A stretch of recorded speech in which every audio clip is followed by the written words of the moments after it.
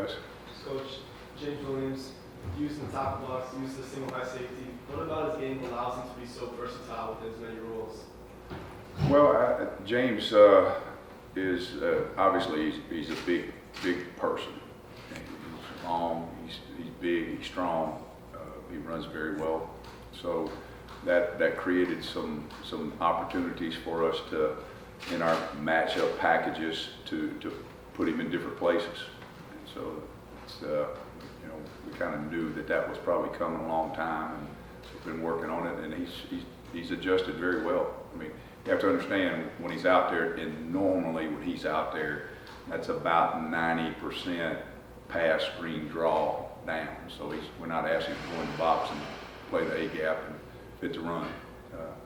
He could probably do it, but we're not asking him in that package. Does he remind you of anyone you've ever coached? He's such a unique 6'5" safety. Like, does he remind you of anyone you've coached or seen in the past? Well, in terms of looking different than most of the people at that position look, at one of the places I was at, we had a guy named Antonio Camardi who was a corner, and he looked like a hybrid between a big safety and an outside linebacker, but yet he was a corner. There's been a few here and there through the years where you just got big bodies at certain positions look a little different. Overall, just after watching the tape, what do you like? What do you feel like you need to clean up defensively after the game? Well, the first thing you need to know is there will never, ever, that I know of, I've never seen one, I don't think there will be one. If there was, it'd probably be out of a job in a good way, in that there's always things that you do well in games. And there's always a checklist of, okay, how can we improve this? We've got to improve this, we've got to improve that. And that becomes because, a lot of it comes because offenses are very diversified now. A lot of different formations, a lot of different motions, a lot of different things. And not all that's on tape. And so you get some unexpected sometimes, and you have to get over and draw on the board and get it adjusted, which they did a very good job of adjusting things during that game, because that was a little bit different in that we had no tape on the offensive coordinator since really 19.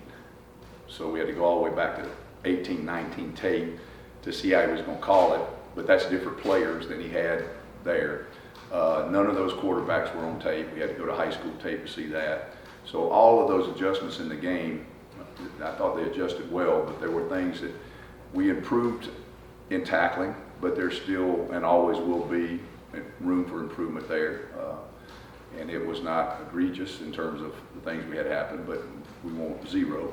And so we'll improve that. Obviously, we're always continuing up on the line of scrimmage. You can ask me every week, it's going to be the same thing of pad leverage, block destruction, hands and hand placement, playing with good pad leverage. Back end technique wise, you have to, there's a lot of moving parts, a lot of formations, a lot of motions, and guys are on the move and applying their technique, and so have to stay on top of that. I think probably one of the things that we can play a little tighter in our coverage. We're a little bit more used to being tight in our coverage, and there was some looseness in our coverage. We need to get our linebackers a little bit more comfortable in some of the calls that we have in terms of their drops and things. But that's the stuff to improve. Check.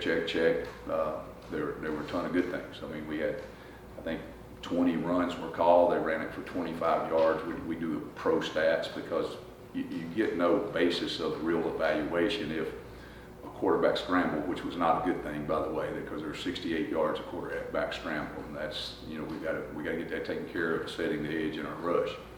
But that doesn't really tell you what your run defense is. And in college football, that goes on the run. Well, it's a pass call. It happens many times after the play's broke down in a pass call. So it doesn't tell you anything about run defense. The run defense was 20 call runs, 25 yards, 1.3 yards per carry, that's good fits on the runs. It's a pretty good job. Now it was skewed a little bit because we did have one.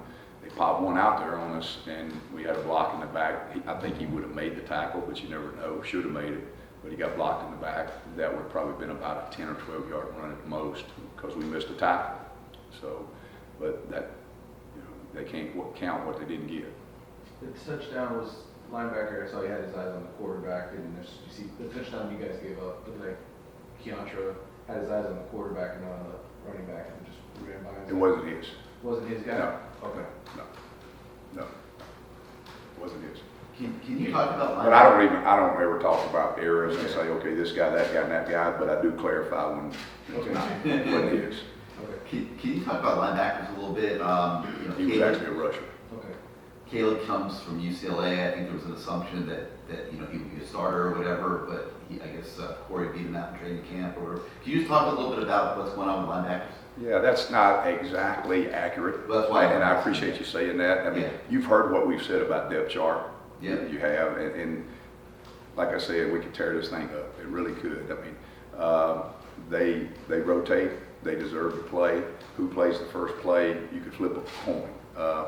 And so I think it got a little bit more imbalanced than we wanted it to get because of rotation of drives. We probably need to do a little better job of. It was not far off, but a little bit more balanced in terms of. But he's done a good job. He's got great attitude. The players are convinced of what I'm telling you.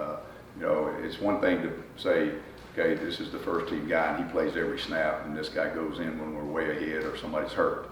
That's not the way we're built there. They know that. So, but he's played really, really good. But nobody's beat anybody out. Gotcha. And if they did, then you know what? We're going to go out there tomorrow and see if it can go the other way, because we're going to compete for the job every day, every way. And so nobody, and they understand this. I mean, it's about competing against our opponent, but it's also about making each other better. I work harder, you have to work harder. So if you want playing time. And so that's healthy. What did you think of King Messidor's first game that you win, and he sack, tip pass for a pick? So what do you see from him? Well, number one is he played very good, very good. The thing that probably goes unnoticed is how much he applied his technique almost to a clinic tape. When you could take many clips out of that and put it on the clinic tape to go on the speaking tour of this is how we play this and this is how we play that. It was very, very impressive.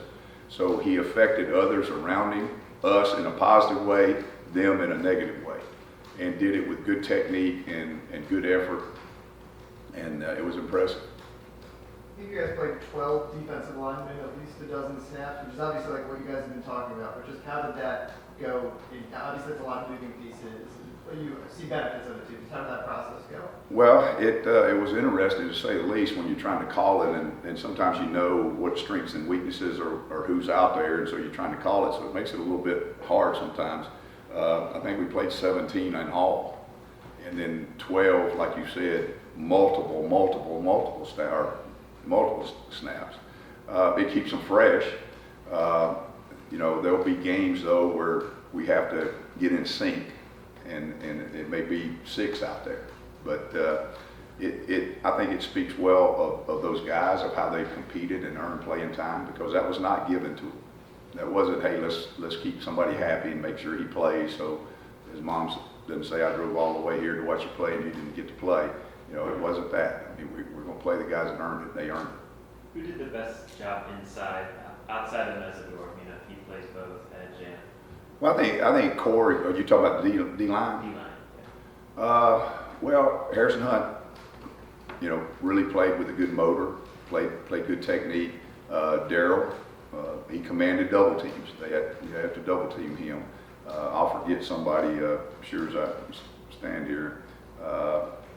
Leonard Taylor, LT, you know, I thought he made a big jump from his freshman year to his sophomore year. It showed up on film.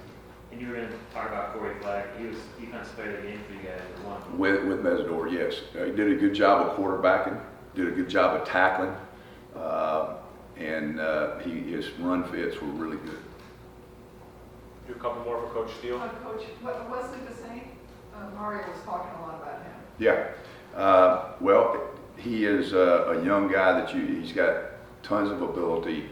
It's very, the game's important to him. He has a lot of pride in what he does. It's important to him. He doesn't require reteaching. He stays on top of what is in front of him, and he's just he's growing every day.